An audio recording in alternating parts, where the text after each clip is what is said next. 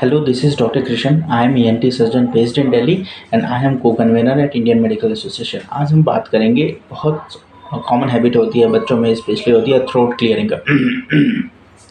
ऐसे करते हैं। सो बेसिकली उनका होता है, उन्हें लगता है एक साइकोलॉजिकल वो थिंकिंग आ जाती है कि कुछ फंसा हुआ है। कई बार क्या होता है कि थिक सिक्रेशंस होते हैं, तो उनका प्रॉपर मेडिकल मैनेजमेंट लीजिए। थ्रोट क्लियरिंग से क्या होगा कि हमारे जो वॉइस बॉक्स हैं, हमारे जो बोलने की तारें हैं, उन पे जोर पड़ता है।